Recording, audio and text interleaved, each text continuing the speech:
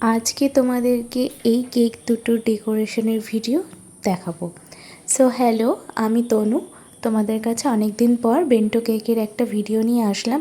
ভিডিওটা অনেকটা লং হতে চলেছে।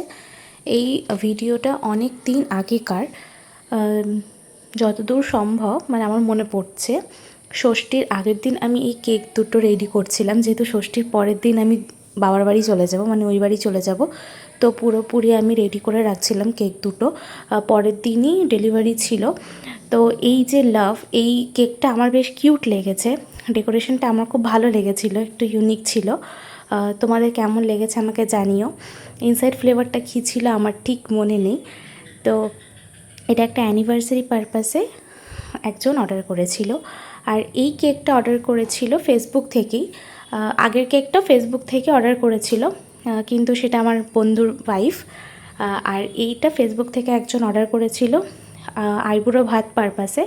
তো কাউকে হয়তো আইবুড়ো ভাত দেবে, তো সেই পারপাসে কেকটা নিয়েছিল। এই যে কেকটা আমি বানাচ্ছি, এই কেকটা এর আগেও আমি বানিয়েছি, মানে 1 পাউন্ডেও বানিয়েছি, হাফ পাউন্ডে বানিয়েছি।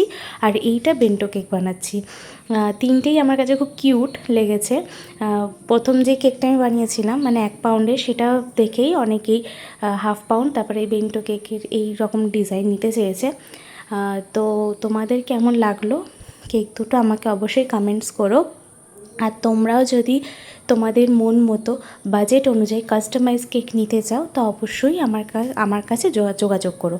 তো আমি স্ক্রিনে তো নাম্বার দেওয়া রয়েছেই, আর সঙ্গে আমি ক্যাপশনেও আমার ডিটেলস সব কিছু দিয়ে দেবো, তোমরা ওখানে চেক করে নিও।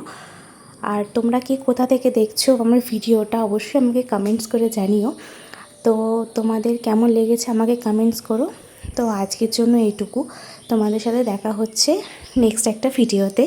তো বাই।